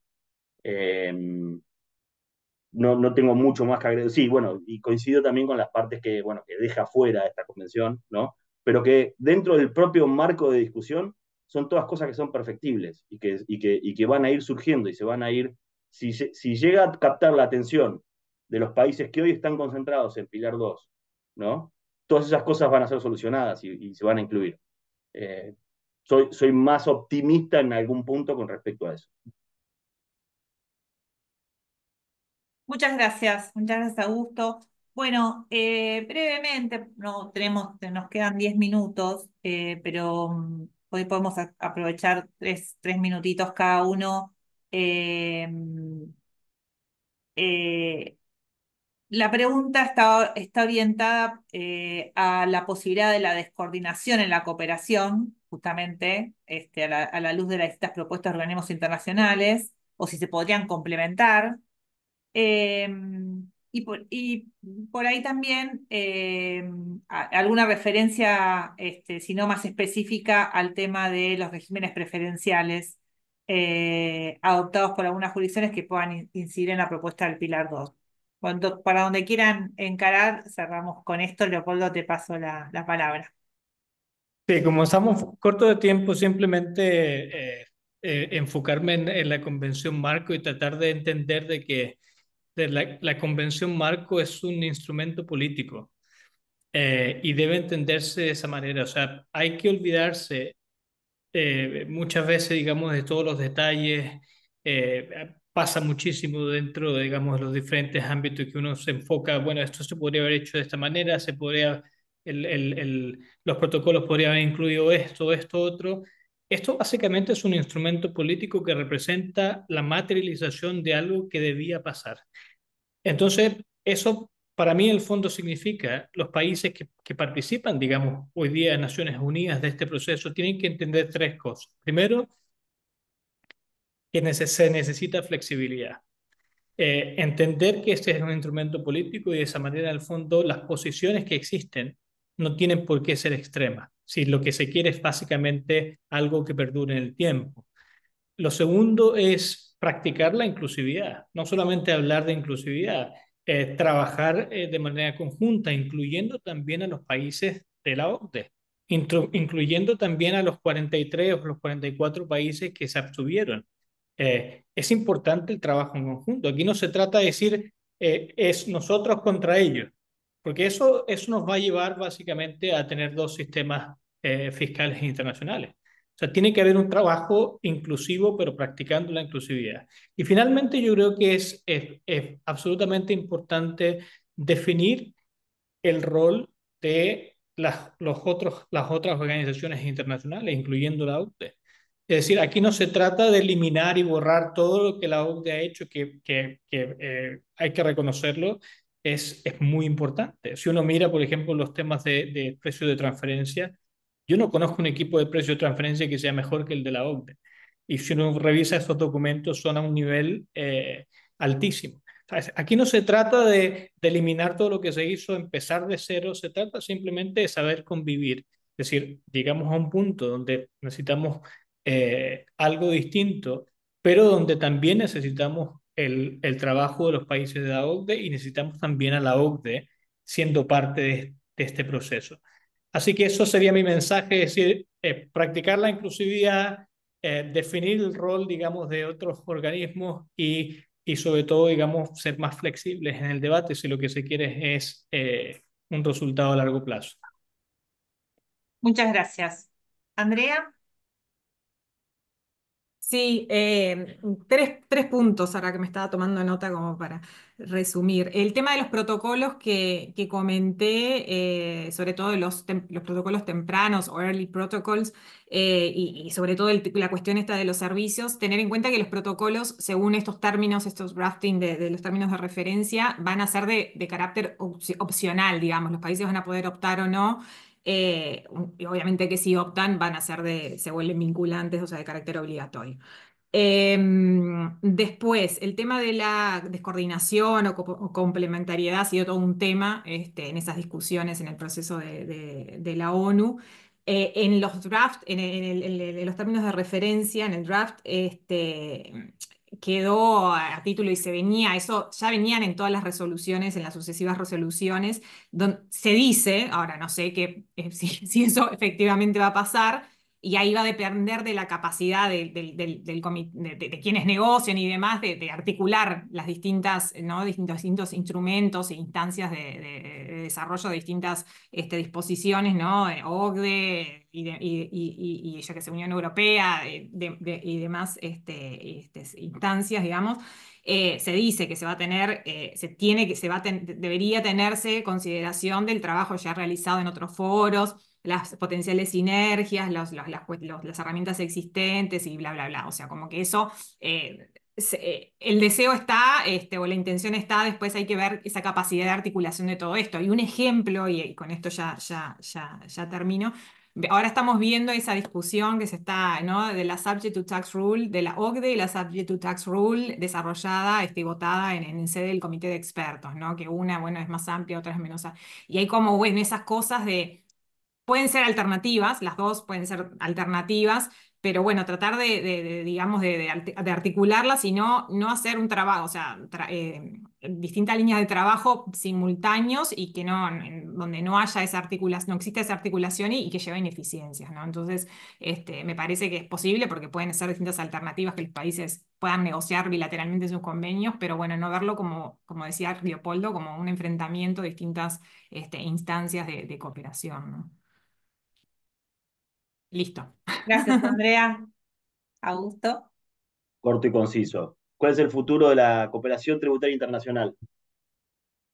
Yo creo que estamos queriendo, desde un punto de vista, estamos queriendo ir mucho más adelante de la realidad que estamos, teniendo en cuenta un factor, y salgo un poco del tema, pero intercambio de información tributaria. Tenemos un Common Reporting Standard, en el cual hay muchos países miembros, hay países muy importantes que no son miembros, ¿no? Eh, y que algunos que inclusive que son miembros no comparten información o la comparten deficientemente o ahí existen todavía un montón de blockers. Entonces, yo creo que desde el punto de vista de la cooperación, todavía, por más que tomemos medidas, hay dos tipos de cooperación, la que está en los papeles y la que existe realmente, ¿no? Yo creo que todavía estamos, más allá de que podamos avanzar en formas de cooperación y encontrar métodos novedosos, eh, la cooperación real, estamos muy lejos de la cooperación real todavía. ¿Vendrá, no vendrá? Veremos. Eh, Después, ¿qué sucede con los regímenes preferenciales adoptados? Bueno, yo creo que desde distintos ángulos lo hemos ido, Andrea lo tocó muy bien, ¿no? Uruguay es su caso, Uruguay tiene sus regímenes de zona franca, pero además tiene sus regímenes con lo que es explotación de software, creo, en el exterior. Hoy justo estuve reunido con una empresa que paga un 1% de impuestos en Uruguay. Llevar un 15 es comerse toda la renta, ¿no? Eh, entonces, realmente no sabemos y qué sucedería. Bueno, en una aplicación honesta y operativa de las normas, yo diría por lo menos que en Argentina no tenemos ningún régimen que sea menor de un 16%. Tecnología y conocimiento, creo que lo máximo que puede llegar a tener es un 16%. Eh, yo creo que desde ese punto de vista, los regímenes que puedan existir y los regímenes también de estabilidad fiscal son un gran obstáculo, ¿no? Son un gran obstáculo real, ¿no? Es el que no está en los planos, pero cuando suceda, bueno, eso va a ser un obstáculo realmente a superar. Y no veo de qué manera, al principio no, y no sé si alguien lo está pensando esto, pero no veo de qué manera se va a implementar, ¿no? Cómo van a hacer el match de las dos cosas, ¿no? Bueno, muchas gracias especialmente a Leopoldo, a Andrea y Augusto. Creo que, bueno, ha sido realmente, dan ganas de seguir, ¿no? Entrando, pues son temas con muchas aristas y muy interesante ver la visión y sobre todo de los que al estar involucrados desde diferentes aspectos. Y sabemos que es un tema que va a seguir, así que seguramente nos encontrará en alguna nueva actividad bueno, agradecerles a toda la participación, haber estado ahí atentos, de los agradecimientos en el chat. Y bueno, nos veremos en un próximo encuentro. Muchas gracias nuevamente a todos. Muchas gracias. Muchas gracias.